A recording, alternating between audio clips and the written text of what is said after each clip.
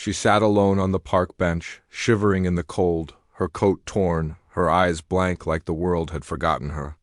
People walked past, some glanced, most ignored. No one knew who she was, not even her, but that day a little girl with a pink lunchbox stopped, and what happened next? Would warm hearts far beyond a meal dot before we begin? If stories of quiet courage and the power of kindness speak to your soul, please hit that like button and subscribe to Everyday Grace. We share true and inspired stories that remind us. Sometimes, the smallest gestures carry the greatest love. The story, it was a late autumn afternoon in Chicago. The wind was sharp, rustling dry leaves across the sidewalks, and most people hurried past with collars high and heads down. But for 9-year-old Lila Thompson, that day wasn't ordinary. She had gotten off the school bus early intentionally. Her classmates laughed at her again today for bringing the same lunch, peanut butter sandwiches and a tiny thermos of chicken soup. Nothing fancy, but Lila didn't mind. She wasn't trying to impress anyone. Her mom always told her, "What's made with love will always be enough." As she walked toward the corner bench in Jefferson Park, the one her dad used to sit on when he was alive, she saw her. An older woman sat hunched, trembling slightly. Her hair was tangled, lips cracked, and her skin was ghost pale under the streetlight. A dirty green blanket wrapped her shoulders, but it didn't look warm. Her eyes were open, but far away. As if she wasn't really there, Lila hesitated.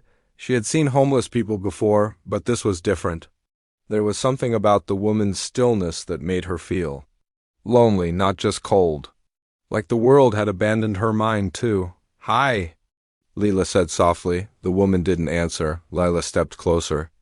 "Are you hungry?" That made the woman look up.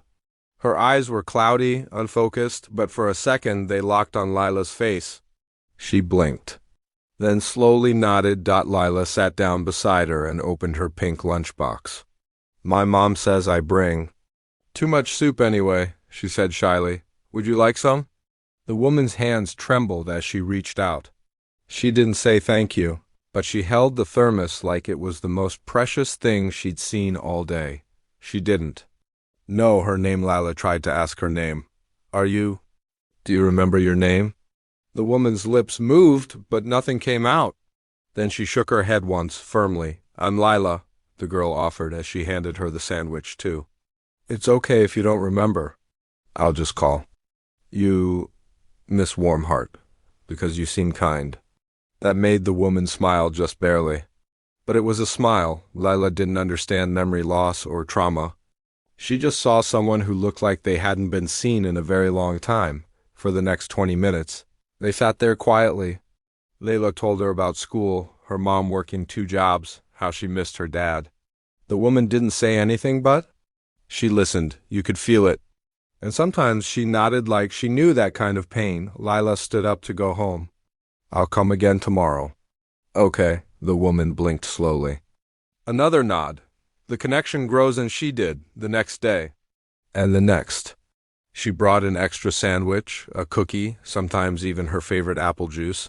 Her mother didn't know at first, but when she found out, she came to the park too. That was the day she saw the woman for herself, and gasped, "Mary?" The woman turned, confused. "Mary Jacobs?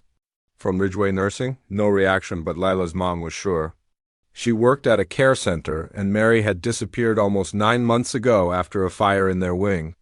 They thought she had died, but somehow she had just vanished. Lila looked up at her.